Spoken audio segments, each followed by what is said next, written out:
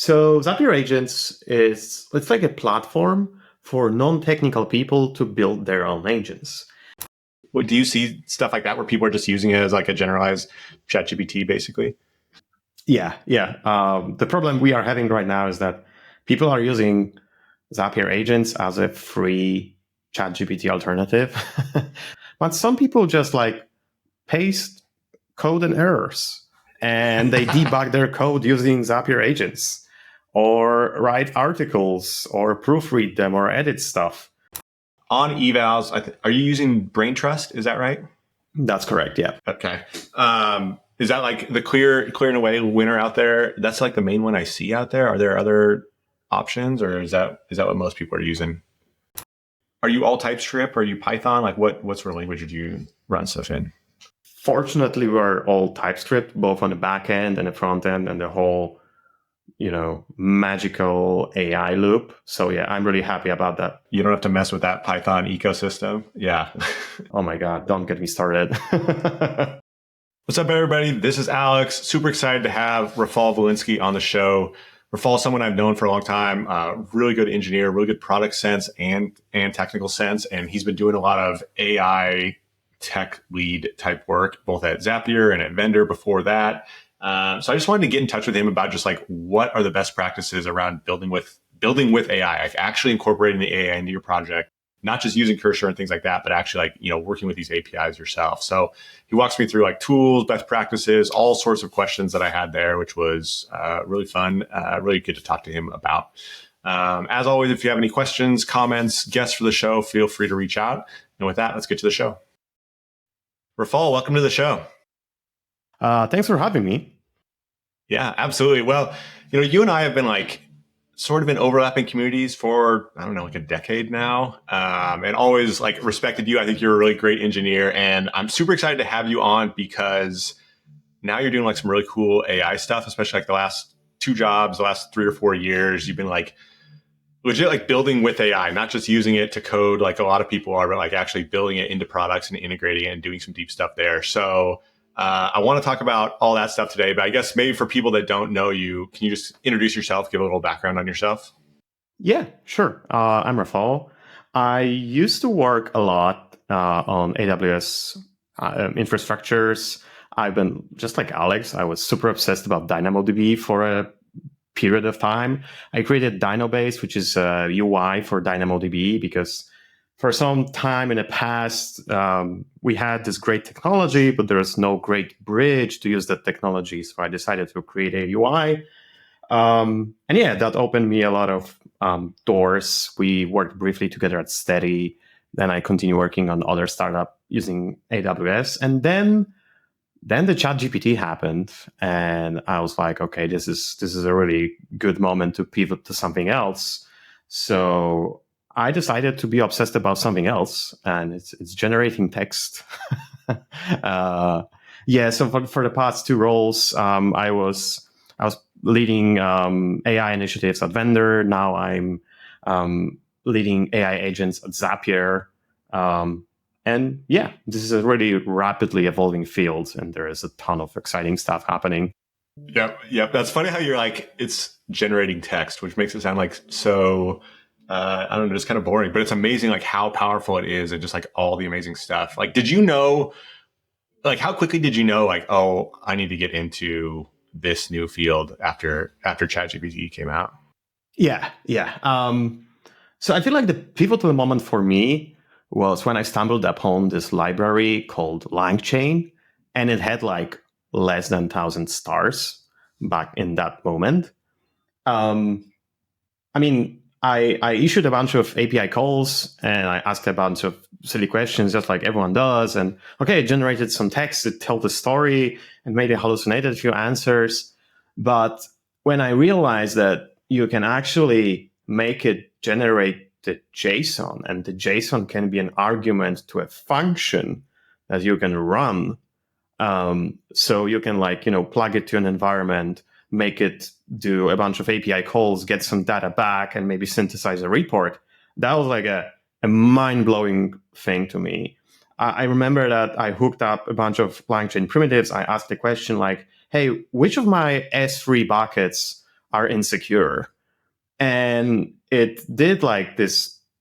It essentially did a bunch of AWS S3 API calls, and it figured, okay, this bucket is public, this public bucket is public. It like put that data all back into the context, and it synthesized the report for me. It wasn't like ideal, but it was mind blowing. Like, oh my god, this could be so powerful. So yeah, I think the pivotal moment for me was tool calling. And it was back in the day when tool calling wasn't possible. You were just like forcing an LLM to, hey, reply with JSON. I'm really asking you, reply with JSON, multiple exclamation marks. And yeah, that was really sick. Yep. I remember that. Man, what's his name? Riley something. That like he has a good Twitter and all that stuff where he's like showing all these different tricks to reply with JSON, and finally, like the only way he gets it to happen is like when he tells Gemini like someone's going to die if you reply with anything other than JSON, and they finally do. So it's nice to have like structured outputs and the niceties we have now for sure.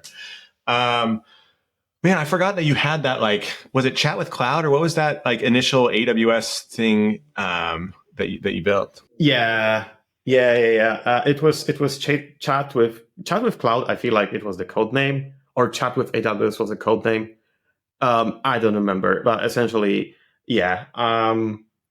My usual path is like, okay, I figure out there's something interesting. Let's make it a product, because that's the ultimate test, ultimate validation of your idea. Can I sell it?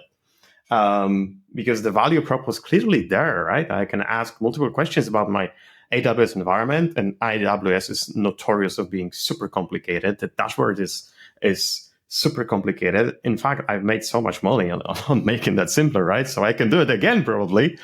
But it turns out, so I tried building that, and it looks like it was super hard to convince AWS people who are really security obsessed about giving the access to the cloud to the LLM, because it can go crazy. It can delete your resources. And of course you can have IAM policies and whatnot, but there's always some kind of element of risk, or maybe training models on the data that you're going to be that is going to be fetched from your cloud environment. So yeah, effectively, I realized that it's too hard to sell it to people that are so that care about security so much. And the value proposition is like the moat was so thin because everyone else could replicate it. So yeah. Yep. AWS should have got it and used it to like bootstrap Q or something, something like that, or whatever they had in the console. But anyway, okay, let's talk about what you're up to these days, because I want to talk about just like, all the stuff you've learned about building with AI over the last couple of years. So maybe just give us a background. You said you're at Zapier now, doing like the AI tech lead, working on agents. What does that mean specifically? Like what's the product y'all are offering? Okay. So Zapier Agents it's like a platform for non-technical people to build their own agents. And essentially what we are trying to achieve is that you're going to tell us what would you like to achieve in like very non-technical verbiage, like you completely don't know how you're going to build it and like what kind of tools you need. You're just like, hey, I want to have an email assistant that marks my messages as important and maybe create some kind of summary every, 9 a.m. or something like that.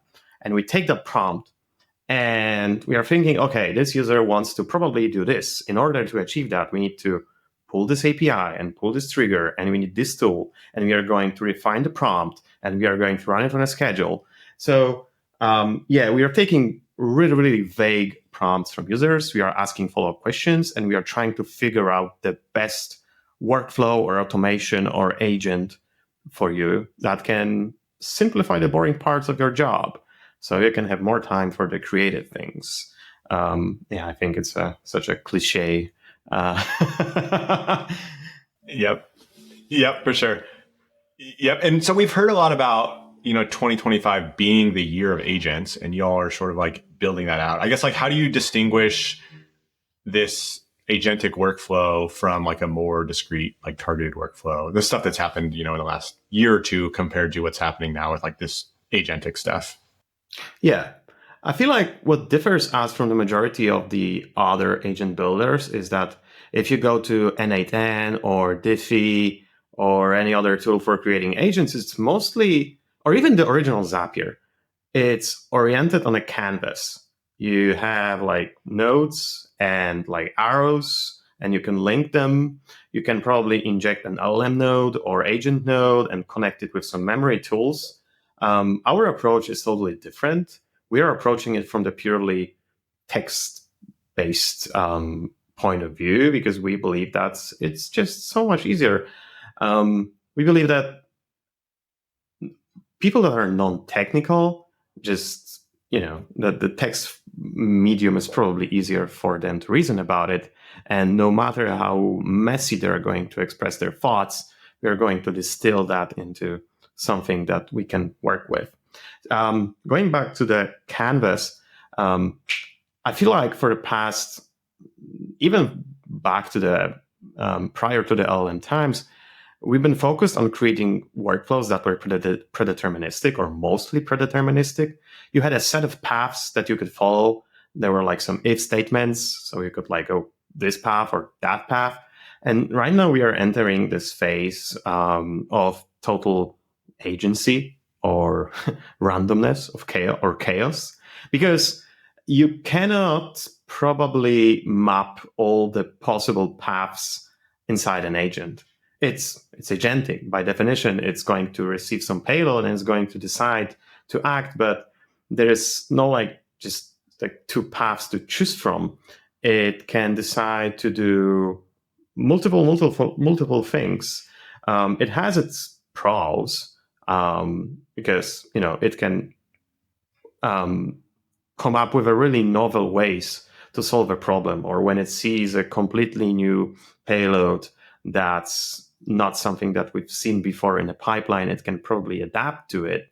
But it also has a risk because the same property, the agency property, means that when you invoke an agent 100 times, it will probably, with the same payload, it will yield the same result. But for the 101st time, it's going to decide something radically different because it's a probabilistic machine.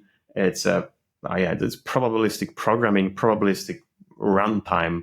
So instead of having edge cases, you have like this whole long tail of unexpected behaviors. And we are trying to balance or figure out how we can make the agent predictable for the majority of cases where you want it, and agentic enough to be smart, but not to go crazy and to do stupid stuff.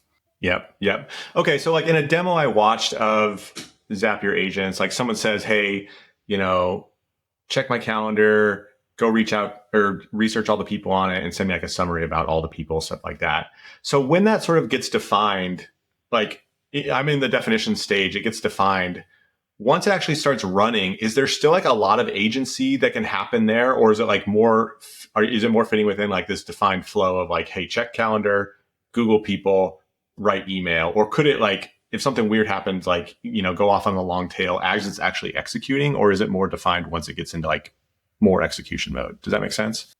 Yeah, I think what you're referring to is like, are we turning the text into some kind of discrete workflow? Are we baking it into a workflow, right?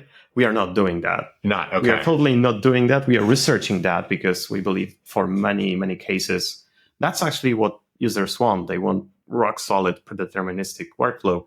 But we decided to go with the totally agentic path. What you express as a text goes into the prompt without the transformations. And each time you're going to run it, actually with each step of an agent, we are going to evaluate that. Yeah. Okay, cool. So, you're saying like Zapier's got this enormous like library of actions and triggers and zaps, all that stuff. Is that like a cheat code in terms of like, hey, you had a bajillion tools that are basically built out and defined for you? Are you using like those sorts of things, or did you build your own tools to for this sort of agentic stuff? No, we are totally using that. I think it's our big leverage that we have access to over 8,000 apps that you can just plug and play both on a trigger side and on an action side. You can invoke other zaps. You can connect to other primitives we have on Zapier platform. I believe that many people associate Zapier just with zaps, but we have so much more. We have tables, we have interfaces, we have chatbots, we have agents. Some of the parts of the platform are overlapping. For instance, I mentioned chatbots, I mentioned agents and zaps, and many of those things can probably overlap into the same thing. But it's the same like with every other platform. If you take AWS, you can have Lambda, you can have Beanstalk, you can have EC2. They can all probably do the same, but it's a kind of different way. Yeah.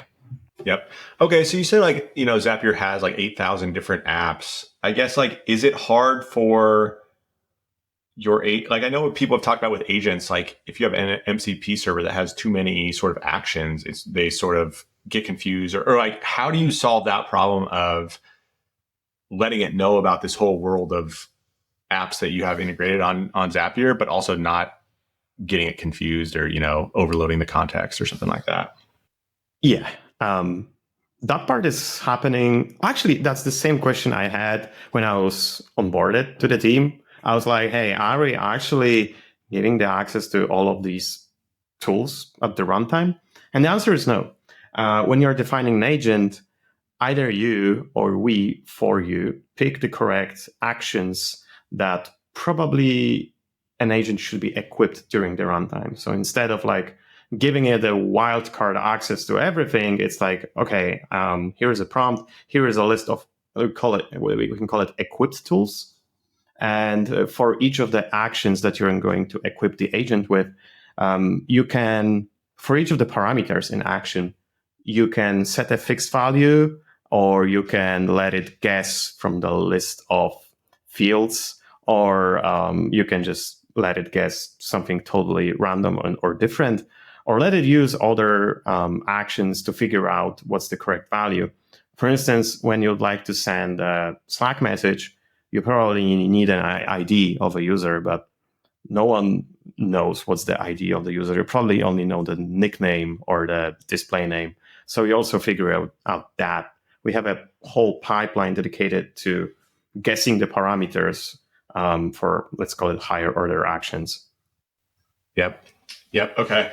I know a bunch of we're seeing agents, OpenAI has their new agent and different agents out there.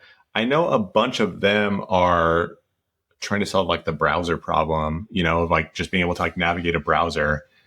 Do you do much browser stuff, or are you just hey, we have so many different, again, APIs and actions and stuff, we can use these and get 95% of what we want. We don't have to mess with all the difficulties of a browser.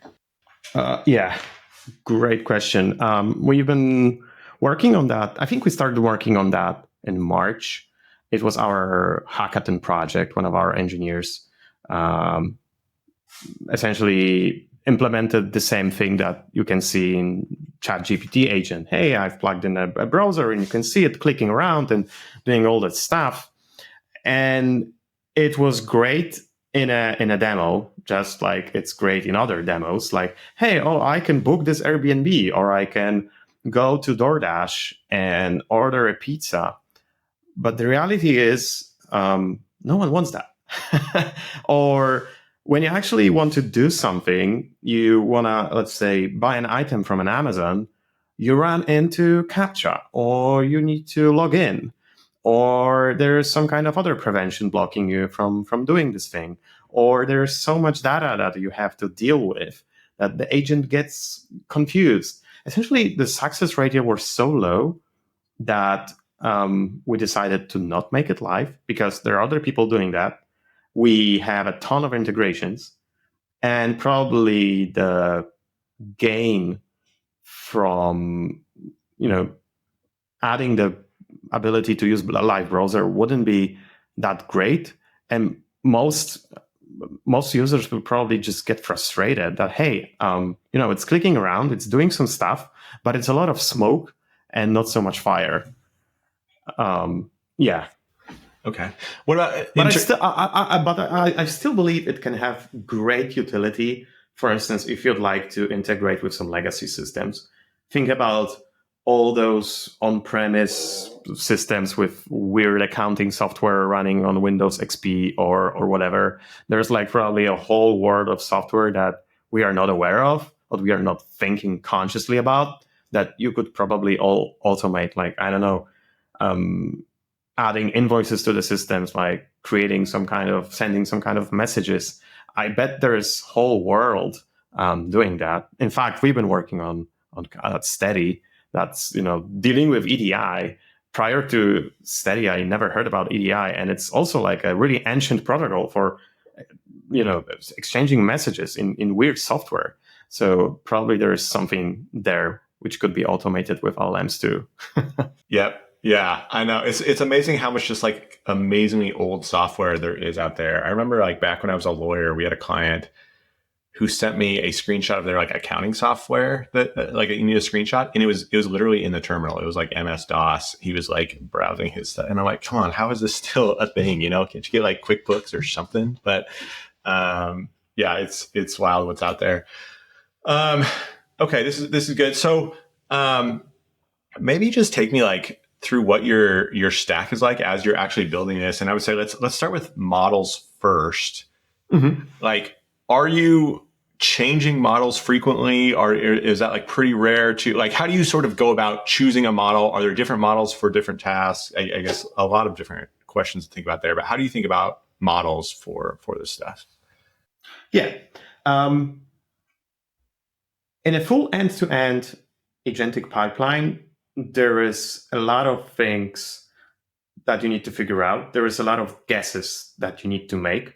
Some of the things that you have to guess are really hard and require reasoning, and some of them are easy. For instance, let's say parameter guessing. Let's say you want to pick a correct Slack ID from the list of 10 IDs that should be associated to your user. You can use LLM that's extremely cheap, extremely fast, but doesn't have to be smart. Like Gemini is great for that, and we are leveraging Google Gemini a lot to do this kind of things. For instance, we've been also experimenting with Gemini for guessing actions. So when you give us a prompt, for instance, every day at 9 a.m., send me a Slack message with a joke, we take that prompt and we try to extract the bits from that prompt that could be mapped to an action. So there's like every day at 9 a.m., that's a trigger. Schedule. Yep. Okay. Send a Slack message. That's also like some kind of action. So yeah, we use those extremely cheap, extremely fast models to do this easy things. When it comes to the most important part, we call it a core loop. We use reasoning models for that, or we recently started using reasoning models for that. But when I joined, we've been using Sonnet 3.5. And we use that model because it was the best at agentic capabilities. And it was like a very strict executioner. It was like just not asking any questions, always following the protocol, always trying to just persevere till it's done. Then the other models started to emerge that promised really good capabilities. For instance, we've been super excited about Gemini 2.5 Pro, but we started testing that model using our evals, and I'm going to speak about evals in a moment. But so yeah, we run it through our testing software, and to our surprise, despite the Gemini being so much good on all the public benchmarks, on our benchmarks it was just like terrible. It was like 10% worse, and we started trying to figure out, hey, like what's happening? It should be better in every metric. We started investigating the answers one by one, and we realized that it's not that how do you call it? It was not that. It was just asking a ton of follow-up questions. It was asking like user permission to use tools. It was yapping a lot because it was generating a ton of tokens. It sometimes failed even to generate the correct JSON. So that gave us this realization that all those models have this really distinct characteristics that it's really hard to convey with just metrics and benchmarks. They all have their own like personalities, and it's putting the prompt totally aside because we've been experimenting with that a lot. So yeah, we started with Sonnet 3.5. And sorry, just to expand on that. So does that mean you need to even like cater your prompt a little bit to the different models? Like, oh yeah, like okay, so you can't even just run the same prompt. Like you can't just run evals to 3 different models with the same exact prompt. Like the prompt itself might need to be more tailored to get best results for a model. Yeah, you totally can, but there are distinct best practices and things that you should do with each model. For instance, with GPT 4.1, I think there is a very specific mention in the OpenAI guide to follow the protocol or something like that. I don't recall like exactly, but there is a very specific prompting guide for GPT 4.1, and there's different prompting guide for Sonnet or for Gemini. So yeah, when you are changing the model, you should always try to change the prompt because those things are totally different for each model. And how do you get a sense for that? Like, is that mostly just like experimentation and more like qualitative type stuff to be like, okay, I got to play with this model a little bit to see what's better. And then once I've done that, maybe I'll move into something more quantitative with evals or something like that. But like, how, or is it like looking at the prompting guide very closely? Like, how do you figure out how to get the best out of a single model? So we had our set of evals, and we mentioned that, but I feel like not everyone on your podcast might know what is that. So in traditional software, we have tests. Like you have a piece of functionality that you'd like to run in a sandbox environment and assert that the output is something that you expect. In AI engineering, we call it evals, and it's subtly different because you run it, first of all, you run it multiple times, for instance, 10 times on the same output, 10 times in the same input, because each time the output might be a little bit different. Then because of the output is different, we use different style of assertions. We use those scorers. And the scorer can be any type of, it can be like a very dumb assertion. So you can check whether the text is containing a substring, or you can do a semantic similarity between the output and the value that you're expecting, or you can use LLM as a judge to use another LLM to, hey, look at this input, look at this output. Does it make sense? Does it meet the criteria, or does it meet the rubric that we are defining? So yeah, I feel like evals are very similar to tests, but they are more scientifically oriented. And in tests, it's like always, okay, it's either passing or not, and we are always aiming to be that always green. With evals, I feel like the most healthy, with evals, we are trying to not necessarily maximize the metric, because if you're going to the very high scores, like 90% plus, it probably means, at least in agentic workflows, that your data set is not interesting enough. If you're scoring really high scores, it means like, oh, you almost achieved an AGI, right? In reality, it seems like your test cases are just not interesting enough. Just too easy or something. Yeah. So we are trying to float around like 60% or 70% to make sure that, hey, okay, we are doing quite well on the really big base of the most basic and like the most common use cases. But there is still a set of really hard, really complicated problems that we can still improve our software, and we are still waiting for models to get better, and we are still testing with our harness. So there's still like a room for improvement. Yeah. And when you say, hey, roughly aiming for 60%, is it the case that, hey, maybe you have 100 tests and they're all pass fail ish, and you want 60% of that? Or do you have 100 tests and your LLM as judge can sort of give a score that's between 0 and 100%, and you want that to average out to 100%, or is it some of both? Does that make sense? There are multiple ways to approach that. Yeah, we use the scale from 0 to 1 with 0.2 increment. So you can have 0, 2, 0, 4, 0, 5, 0, 8, and 1. There are multiple ways to approach it, and there are other people claim that you should always go with binary evaluations because they are so much easier to reason about. And many AI teams have this problem where they define so many metrics and so many North Stars, and the scoring algorithms are so complicated that you lose track of what you're optimizing for. And when you're optimizing for 5 metrics, you change the model or a prompt and you get an improvement on 3 of them, but decrease on 2 of them. There is not a clear signal there, whether that's an improvement overall or not.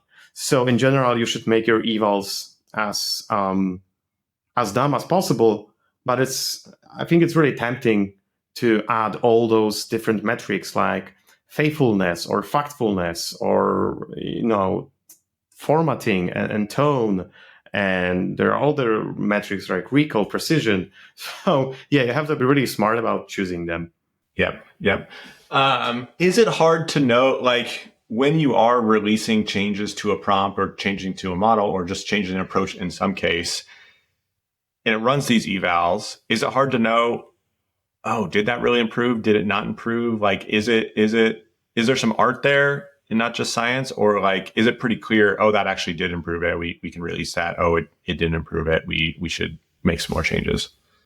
Yeah, so for majority of cases, unfortunately, it's not that simple, because you can get an improvement of, let's say, 0.5% compared to the previous run, but then you rerun it again and you realize, oh, the improvement is gone.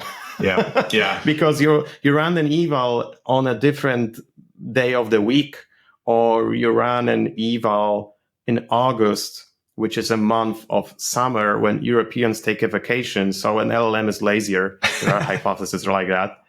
So yeah, it's really hard to say with a really great confidence that, okay, this configuration with this model, with this prompt, with this temperature is better than the previous one.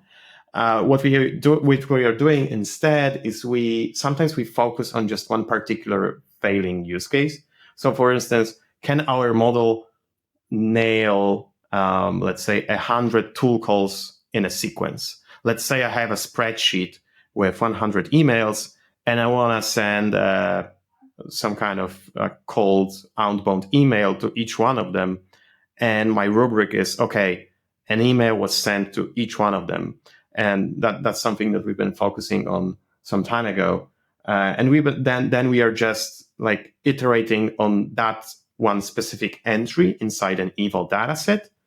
And when we solve that and we don't see a decrease on the rest of the cases, then we call it success, even if the metric didn't jump noticeably on a larger scale. Yep. And then do you have something, I mean, I think of evals as almost like, hey, I am making this change. Does it sort of have improvements in our test world that we're thinking of? You think it does, you release it. Do you have some sort of like broader now, like usage-based user metrics that you're like, are looking at over time to say like, oh, is this actually getting better? Are you able to get any sense like that? Or how do you sort of feed that back to, like, hey, these evals say they're getting better. Is it getting better in the product, or just different things like that? Yeah. We have a whole so-called data flywheel set up to make sure that we are constantly improving. So we have our evals in place, we have the data set in place. And whenever we see when user marks a message with a thumbs down, the user is not satisfied, we are looking to almost every negative feedback. And when the case is particularly interesting, and this is then when it's something that we think that we should do well on, that negative feedback, that trace that is associated with that negative feedback is pushed to the data set, and we change the expected value to something that, the model, the agent should do.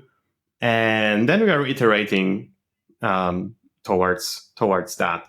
But that's only when we have a very good case and the feedback was very explicit, when user presses, thumbs down.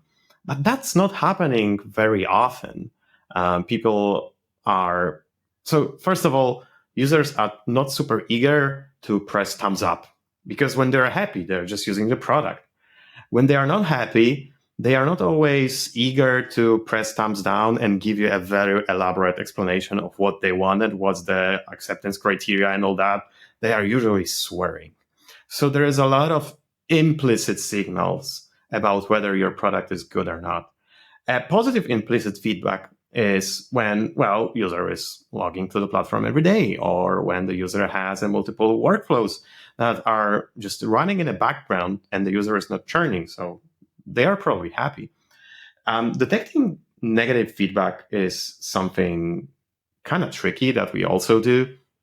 We are trying to infer the emotions from the chat.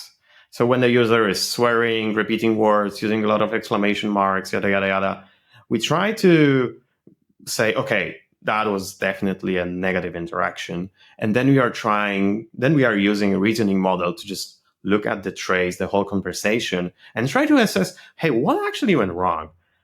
In each of those agentic workflows, there's sometimes even up to 20, 50, 40 components happening before the final message is synthesized. So you just give it that old data to O3 or O3 Pro, and we ask it, hey, what was the problem here? Was it a problem with resolving parameters, or was the prompt not clear, or maybe some kind of API call failed, or maybe bad SQL? There's the whole universe of problems that could have happened. And yeah, we try to use that, but it's also really hard to tune the reasoning model with the prompt to be good at doing the investigation. So tuning your LLM as a judge is even the whole different category. It's like chicken and egg problem, because you want to use an LLM to do investigation, but you first need to eval your LLM as a judge, which is also supposed to do evals. Yeah. So we are, yeah. Yeah.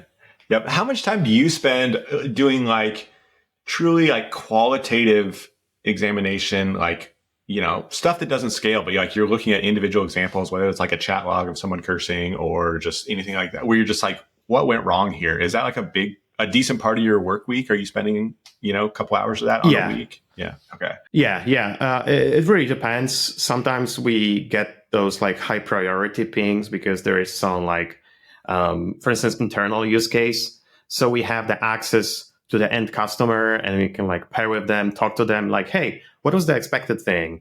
How would you, we can just talk to the user, and when you have the access to the user, it's just so much easier to do the investigation versus just okay, I'm going to stare at this trace for 15 minutes and try to figure out what went wrong.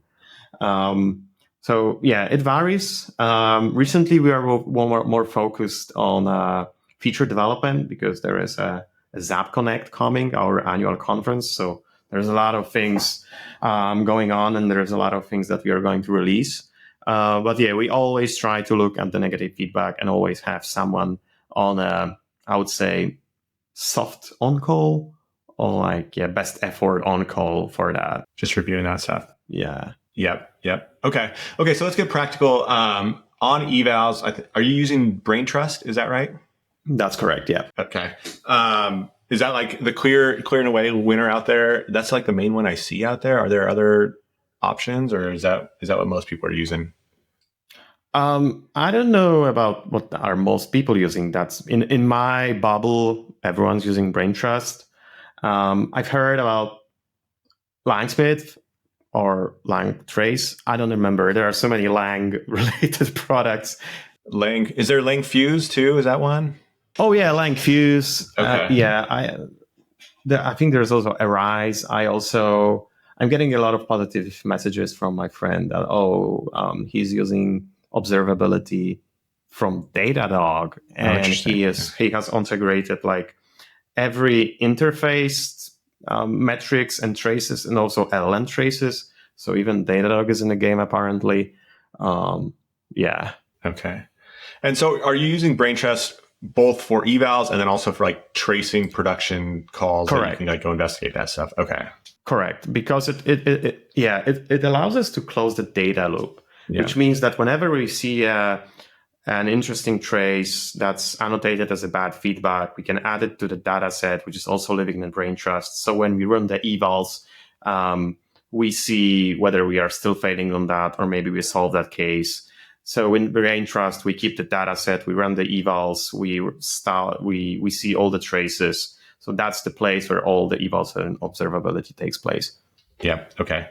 Okay. So practical stuff, Brain Trust is what you're looking at. Okay. Going back to models, do you have like out of the big model producers, OpenAI, Anthropic, Google, XAI, do you have like, hey, these are like the clear one or two we always use? Is that changing a lot, or like where are you at with those? Yeah. So as I mentioned before, I was super excited to use Gemini Pro 2.5, but that didn't work well for us. For our use cases, we see that Sonnet is always a clear winner. Whether it was 3.5 or 3.7 or 4, that's just the best model that we are observing. Because, as I mentioned, it's just so consistent. And it's not giving up. It's not forgetting about its initial purpose. It's just doing stuff until it finishes. And premature terminations were the big problem for us when we were using different models. And the Sonnet is the only one that's really not giving up. Okay. What about just other tools? Like, are you all TypeScript? Are you Python? Like, what sort of language did you run stuff in? Fortunately, we're all TypeScript, both on the back end and the front end and the whole, magical AI loop. So I'm really happy about that. You don't have to mess with that Python ecosystem. Yeah. Oh my God, don't get me started. It's like truly the worst.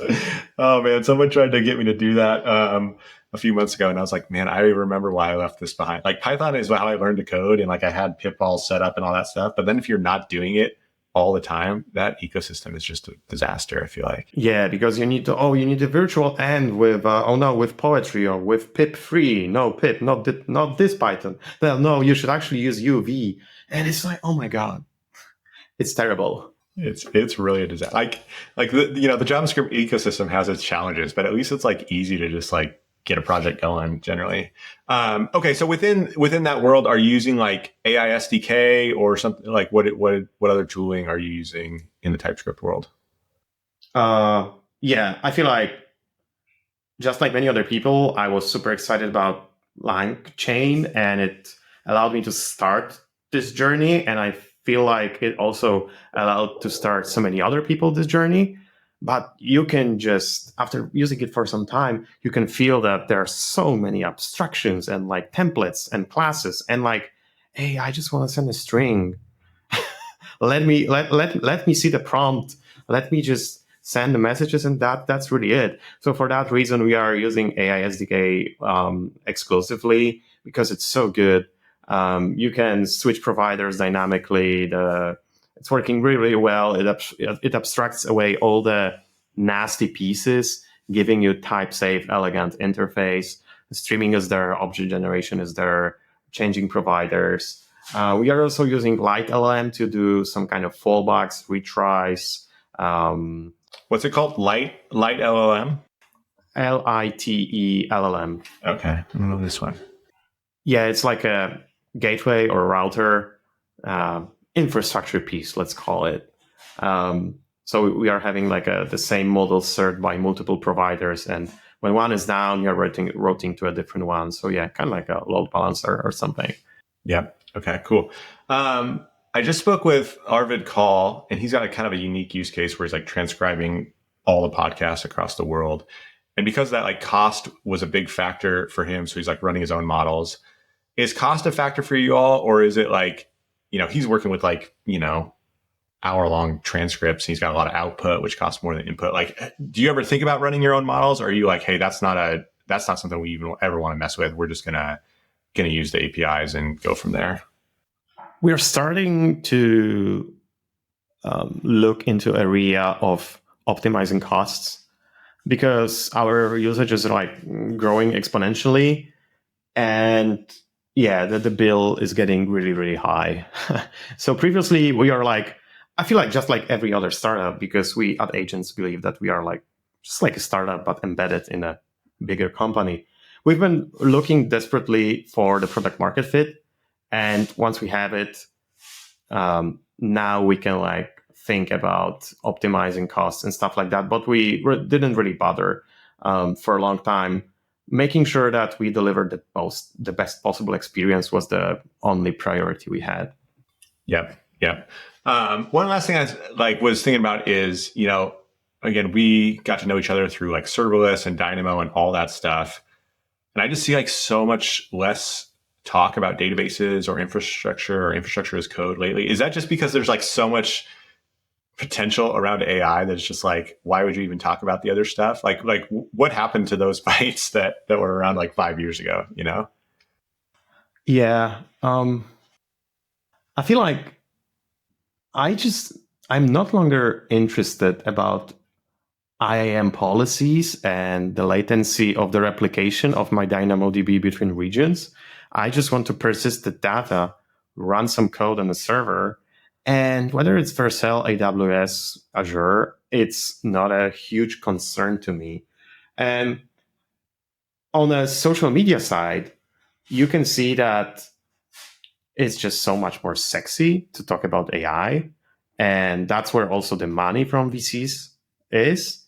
And even if you compare the spend, how much you spend on LLM and how much you spend on the server, if you spend like $200 or $1,000 on tokens, you don't really care whether your compute is optimized. You can just run something that's not super optimized. You can run some serverless functions that, okay, maybe they will be cheaper on Hetzner, but I don't care. I'm mostly focused on looking for my product market fit. I'm mostly trying to maximize my revenue by making the product as good as possible, not by optimizing the margins, because there is a finite possibilities to optimize the margins and probably an infinite amount of ways I can make the product better, right? Yep, for sure. Okay, switching gears a little bit. Like I know you talk about stuff. You had a great talk at AI Engineer. You've written about some stuff, and you do some AI consulting. I guess like where are you sort of seeing other people struggle outside of Zapier and Vendr where you worked? Like, I guess are regular devs picking up the AI, like building with AI pretty well? Are you seeing some struggles? Like, what's that look like? I feel like the biggest struggle is that whenever I ask people, okay, so how do you measure it? Or how do you know if it's working? They are like, well, I wrote this code, I deployed it, I sent a request, or I just tested the product, and it works. So I feel like many people just lack, and I see this all the time, they lack this mindset or methodology or framework to test this thing, whether that's working. Because, they have no method of verification what happens after they change the prompt or change the model or change the temperature. They are just like running blind. And I feel like there is still not much knowledge about this topic. There are great people like Hamid Hussain or Jason Liu doing really, really great job about evals and data flywheels, but that's just not really sexy. People just want to deploy this, and it's so easy to deploy the initial version. But just as I said during our talk, we believe that shipping the initial POC is just the beginning of a journey. After you deploy this, you realize that users have totally different ideas on how to use your product than you imagined. You probably, for instance, you came up with this insurance claims chatbot, and they are going to ask it for a recipe to how to cook a salmon or something like that. That's happening all the time, and it's not going to stop happening because the spectrum of inputs you can send to the system is infinite. There is no like, okay, there's button to continue or go back. there's like a text field. So yeah, infinite things can happen. Yep, interesting. And so is that just like engineers that you need engineers with like a little bit of product sense even more than before? Because it's not just like, hey, did it pass like the deterministic test, but like it's like a broader sense of just like, hey, are you solving the user's goals? You know, which is like, like is that sort of what people need, or like what do you? Yeah, I guess what makes people succeed. There's definitely a component of the product oriented mindset, as you said, which is I feel like for the past decade, engineers could feel comfy just staying in their repo and in their IDE, maybe visiting GitHub from time to time to merge a pull request. And that was the whole territory that they were operating in. I got a ticket, I'm going to ship it, I'm going to merge it on to the next one. And that was pretty much it. Maybe look at the metrics of AWS from time to time, maybe write an RFC on comment in RFC. Now it's more like, okay, if I want to own a feature from start to finish, I need to discover what's the use case for the product or what's the use case for this feature. I probably need to talk to users. I need to code it. I need to deploy it. After I deploy it, I need to watch the metrics. I need to collect a data set of failing cases. I need to then start improving the prompt or the feature or change the model to make sure that it's actually working. So yeah, I feel like it's growing just from being code oriented to being product oriented, but also being metrics oriented, or have some kind of small, I don't know how to say, like scientific component, because there's like this whole metrics thing and maybe calculating recall or precision or whatever you're going to choose. It's needed for the thing that you're working on. But yeah, I feel like that's a discourse that is really popular recently, which is we see product engineers or full stack engineers being more than just code. It's from the idea through the code through the product, doing everything. One man army. Yep, exactly. You mentioned like a user might, it's a chat bot for something else, and then they ask for like a salmon recipe or whatever. Do you see that at Zapier in your chatbots, and like, do you protect against that? Is it worth protecting against that? Is it like a small enough thing that's just like whatever? I guess like, do you see stuff like that where people are just using it as like a generalized ChatGPT, basically? Yeah. The problem we are having right now is that people are using Zapier Agents as a free ChatGPT alternative because we are charging based on the amount of actions that you're going to use. But some people just like paste code and errors and they debug their code using Zapier Agents or write articles or proofread them or edit stuff.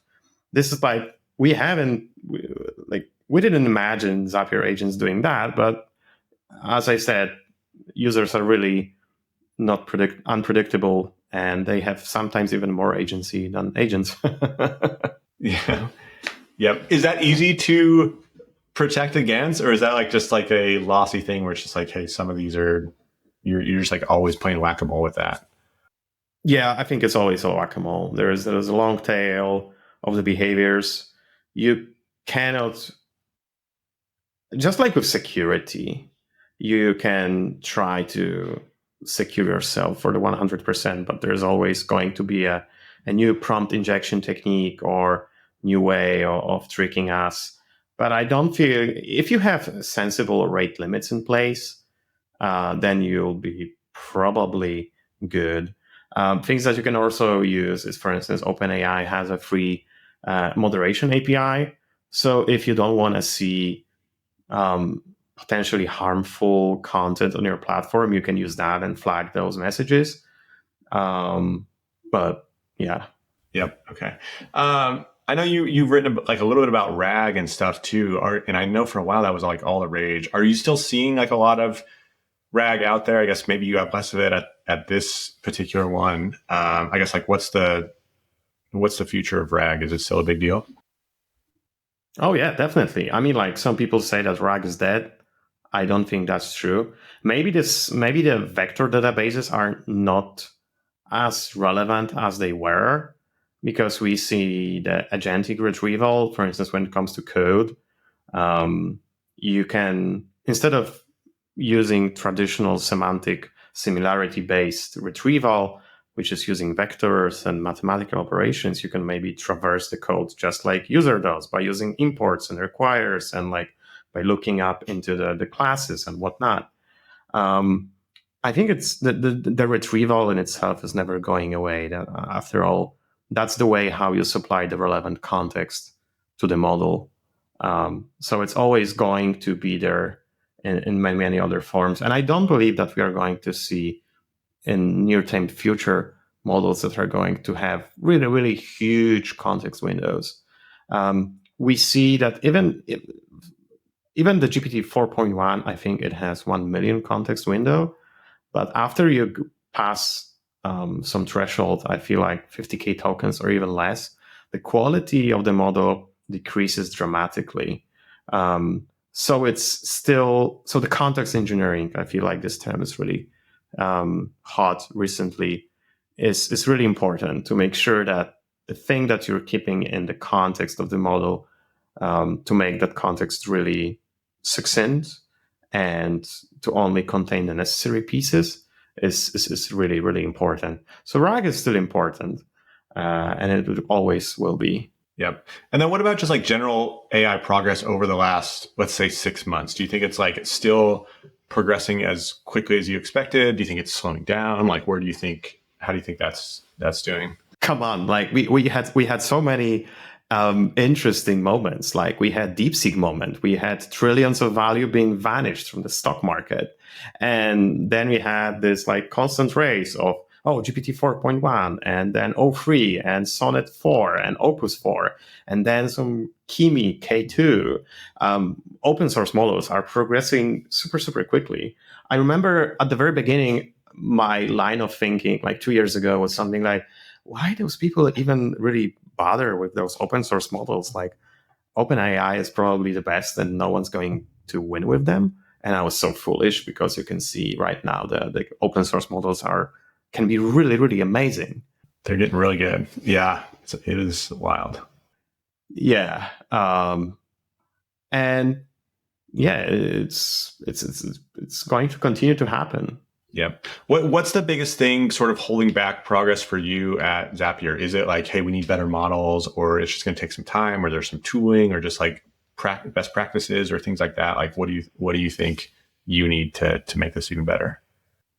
That's a really good question. I feel like what's problematic for us is that we are a general use tool, or we are trying to cover as many use cases as possible. If you want to use Zapier Agents as a content creation machine, yeah, you should be able to do it. If you want to use it as a legal advisor, you should be able to do it. If you want to use it as a pull request laborer, yeah, we also allow you doing that. So by making the tool as broad as possible, it's probably impossible to optimize it for a specific thing. Yeah, and so there is a really wide spectrum of use cases. There is this 8,000 apps on top. From time to time, something breaks. There's a really wide spectrum of things that can break. So, yeah, Yep. maybe it's the maintenance. Or sometimes I joke that our users slow us down because going back to the topic of are we switching models that often? The point is we already have a ship with like thousands of users, and we cannot maneuver with that ship as fast as we could because we have thousands of workflows like running and people relying on them. So we cannot just like turn everything upside down, go from one model to another because it's going to break so many assumptions, right? So in that sense, being blessed with product market fit, being blessed with users makes you slower and not able to maneuver and pivot as fast as you'd like to. Yeah, interesting. Do you think you'd ever like take on the complexity of almost like models per workflow, where like if someone has an existing workflow set up and when that came out, it was using this model and this prompt and all that stuff, and now you want to iterate, but you don't want to break that, would you like almost like version those and say, hey, that person can still use that. It won't change for them. It won't break anything, but we're going to keep iterating on new stuff. Yeah. We are getting there, definitely. I think the ideal dream state would be to use reinforcement learning on per agent basis. So imagine you can dry run your agents, let's say 10 times. You label those runs as thumbs up, thumbs down. And then we create for you a personalized, let's say, fine-tuned model that's specifically run for you, hosted for you, and it's just optimized for your data. That would be amazing, but I feel like we are not there yet. A ways away. Yeah, interesting. Okay, what about just you personally developing with AI? What's your tool set, workflow, like Cursor or Windsurf, or what are you using? I'm using Cursor for those surgical edits. Whenever I have this intuition when Claude Code is going to do a good job and when it's not going to do a good job. When I know there's a bit of code that I have a really precise change in my mind, I just use Cursor. I like highlight this code, I chat with it, and yeah, I use Cursor a lot. Recently, I started shifting to Claude Code a lot. It's really, really good. And the workflow that I'm really enjoying is Claude Code installed on GitHub Actions CI. So you can, on your phone, like whenever I'm on a walk, I'm just opening GitHub Mobile on my phone. I create an issue and then I add a comment, add Claude, please fix, or something. And then it's starting Claude Code inside GitHub Actions CI. It's running the process there. It's looking at my comment and it's doing the fix there. And then it's creating a pull request after it has finished. So it gives me a great joy because I don't have to sit here between the chair and the display. I can just go on a walk, and whenever I have an interesting thought, I'm like, okay, let's do some coding. I'm just going to express my thought vaguely, or even use dictation to just say something to my phone. And when I'm back home, the change is probably here already for me to review. That's something that I really, really enjoy, especially during summer. Yep, exactly. Do you feel like how quickly are you or how closely are you reviewing that? And related, I guess, do you feel like you're losing understanding of your repo? Like, I feel like there are repos I know really well. Totally. Yeah. It's like there are repos I know really well, and like Claude Code, I'm just like, oh, change this. It'll be like super quick. And then like newer repos that have been like mostly Claude coded, I'm just like, oh my gosh, like I don't know my way around this nearly as well. Yeah. Totally. I remember the pre-AI age when I like really knew the structure and the functions and maybe like even the line number of something, truly. Because that was really, really peculiar thing. But right now, I'm like sometimes looking at because Claude Code is not even you showing you the code, right? You're just typing a prompt, it's showing you diffs. But sometimes you're just like, okay, dangerously apply everything, whatever. I'm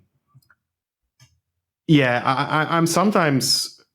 I recently had a situation, I feel like a month ago, when I opened the file and I started reading the code, and I was like, why this thing is defined 2 times?